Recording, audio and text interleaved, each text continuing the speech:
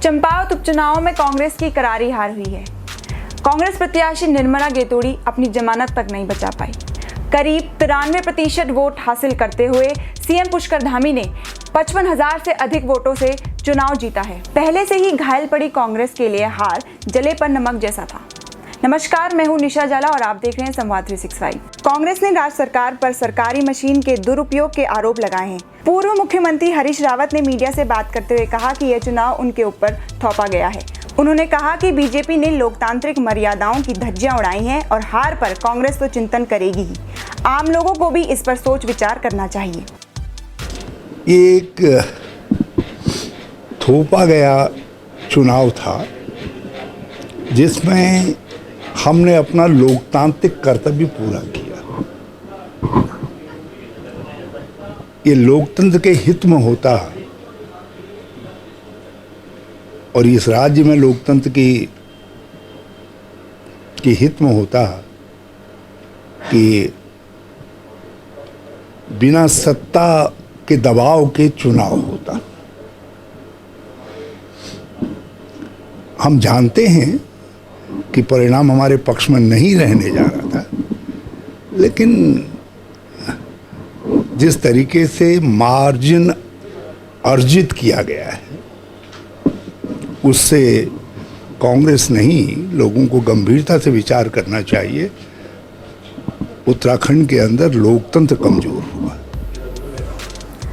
कांग्रेस प्रदेश अध्यक्ष करण मेहरा और नेता प्रतिपक्ष यशपाल आर्य ने भी चुनाव में सरकारी मशीनरी के दुरुपयोग का आरोप लगाया है। प्रदेश अध्यक्ष और नेता प्रतिपक्ष ने सरकार पर गंभीर आरोप लगाते हुए कहा कि बीजेपी ने यह चुनाव धोखाधड़ी और गलत तरीके से जीता है। कांग्रेस प्रदेश अध्यक्ष ने वोटिंग के दौरान बिजली कटौती की जांच की मांग भी की है। जो परिणाम आया है उसको स्वीकार करना चाहिए, लेकिन जिस तरीके से चुनाव चला वो चिंता का विषय है और लोकतंत्र की हत्या के रूप में मैं इसको देखता हूँ।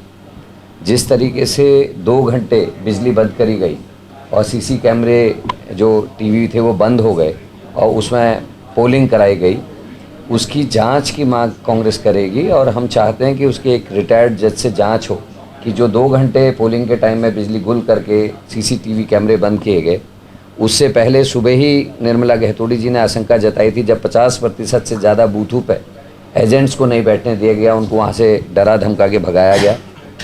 शुरुआत से ही जिस तरीके से बनबसा के 2 ऑफिसों को 12 घंटे के अंदर बंद करा गया, जिस तरीके से वहाँ जो कारोबारी लोग हैं उनको डराया गया था, और जो मेरे नेता हरीश रावत जी ने कहा वो बात बिल्कुल सातों सत्य है कि वोट अर्जित करने के लिए जो प्रयास बीजेपी ने किए हैं, लोकतंत्र की हत्या से लेकर सारे कुछ, वो इस चुनाव परिणाम के आने के लिए जिम्मेदार हैं। ये चुनाव था ही नहीं, पूरे एक छावनी बना दिया गया था। चंपावत एक छावनी बन चुका था। चप्पे चप्पे पर भारतीय जनता पार्टी और सरकारी मशीनरी तक कब्जा बन हो चुका था। चुनाव तो था ही नहीं ना। चुनाव की जो परिभाषा है, जो चुनाव का जो जिस तरह का चुनाव हमने देखा है, मैं 9 चुनाव लड़ चुका हूँ। मैं 7 बार एमएलए रहा हूँ। उत्तर प्रदेश से लेकर आज तक मैंने देखा है, इस तरह का चुनाव मैंने कहीं नहीं देखा। हमने उपचुनाव कई हुए हैं, चाहे आदरणीय हरीश रावत जी हों, चाहे उस दौर के आदरणीय मुख्यमंत्री के तौर पर विजय बहुगुणा जी हों। हमने इस तरह का वातावरण नहीं बनाया।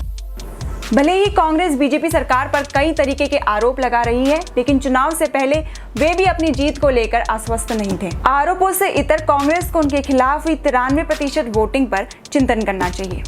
मेरा नाम है निशा जाला और आप देख रहे हैं संवाद 365, और इसी तरह की बाकी खबरों के लिए आप संवाद 365 को सब्सक्राइब कर सकते हैं। अगर आप ये खबर फेसबुक पे देख रहे हैं तो ये खबर आप लाइक कर सकते हैं और शेयर करना ना भूलें। धन्यवाद।